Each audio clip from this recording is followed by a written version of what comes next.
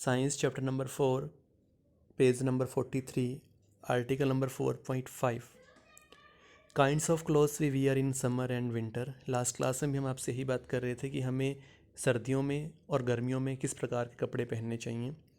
तो यहाँ ये बात निकल कर के आई थी कि in summer we have to wear light colour clothes, हल्के रंग के कपड़े, कॉटन के कपड़े पहनने चाहिए, और सर्दियों में हमें डार्क कलर के कपड़े पहनने चाहिए। इसी बात के लिए एक एक्टिविटी यहाँ किया गया है जिससे हमें ये बात अच्छे से समझ में आएगी। Activity number 4.10 take 2 identical tin cans, paint the outer surface of one black and of the other white. दो सेम तरह की हमने कैंस लेनी है, कंटेनर लेने हैं टीन के, मेटल के, और एक के ऊपर हमने बाहर वाली साइड में ब्लैक पेंट कर दिया और सेकंड पे हमने वाइट पेंट कर दिया। Pour equal amount of water in each and leave them in mid day sun for about an hour. और दोनों में बराबर मात्रा में पानी भर के उनको दोपहर के समय पर धूप में हम रख दें। Measure the temperature of water in both the cans. लगभग 1 घंटे के बाद उनका हमने टेम्परेचर नोट किया। Do you find any difference in the temperature in cans? तो क्या आपको नज़र आएगा? तो यहाँ पर जो हमने ब्लैक कलर का जिससे पेंट किया था वो वाला पानी ज़्यादा गर्म होगा as compare to white colour के। इससे यही बात निकल करके आती है कि जो ब्लैक कलर था उसने उन रेडिएशंस को एब्जॉर्ब किया, तो इसलिए उसका पानी, उस कैन का पानी जल्दी गर्म हो गया, जबकि वाइट वाले ने कंपेरेटिवली लेस एब्जॉर्ब किया, जिस कारण से उसका पानी जो है वो गर्म नहीं हुआ। उसके बाद इसी बात को और अच्छे से क्लियर करने के लिए activity number 4.11 fill the 2 cans used in activity 4.10 with the same amount of hot water at the same temperature. अब हमने वही जो 2 पहले वाली कैंस थी उनके अंदर हमने गर्म पानी रखा है, लगभग 60 डिग्री सेल्सियस पर गर्म किया हुआ। Leave the cans in a room और इन अ शेड, और उनको हम छाँव में रख दें।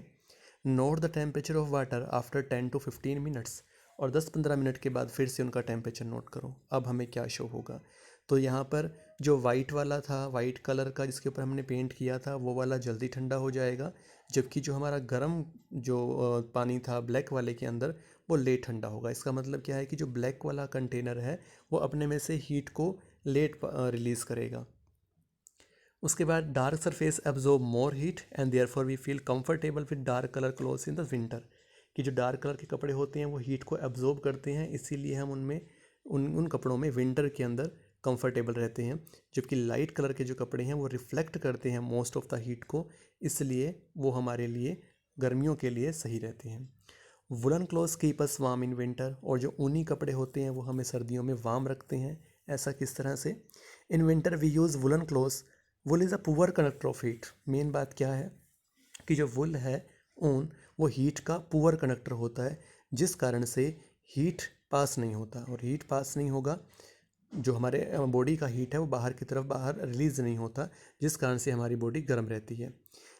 क्या होगा कि जो हमारे ऊन के कपड़े होते हैं उनके अंदर जो उनकी जो रेशे होती हैं, जिनके फाइबर्स होते हैं, उनके बीच में स्पेस काफ़ी ज़्यादा होता है, एयर ट्रैप्ड होती रहती है, और we all know that air जो है वो बैड कंडक्टर ऑफ हीट होता है। Suppose you are given the choice in winter of using either one thick blanket और 2 thin blanket join together, what would you choose and why. यहाँ कह रहे हैं कि अगर हमने आपको चॉइस दिया भी, या तो आप एक थिक सी जैकेट डाल लो, मोटी सी जैकेट डाल लो, या फिर आप 2 हल्की जैकेट डाल लो, ऊनी जैकेट हो, उनको आप यूज़ करो, तो आप कौन सी यूज़ करेंगे? एक मोटी जैकेट को पहनना या 2 हल्की हल्की ऊन की बनी हुई जैकेट को पहनना? तो यहाँ हम आपसे आपको सजेस्ट करेंगे कि आप 2 जो स्वेटर हैं वो यूज़ करें। कारण क्या है कि जो 2 स्वेटर्स होंगी उनके बीच में जो एयर होगा वो एयर हमारी बॉडी की हीट को बाहर रिलीज़ नहीं होने देगा, जिस कारण से हमें गर्मी लगेगी विंटर के दौरान। तो ये कुछ बातें थी चैप्टर नंबर 4 के बारे में, और जो हमारी डेली लाइफ में यूज़ भी होने वाली हैं कि हमें किस मौसम में, किस सीज़न में किस प्रकार के कपड़े पहनने चाहिए। तो चैप्टर नंबर 4 की reading is complete here, and you have to learn all this chapter. Thank you.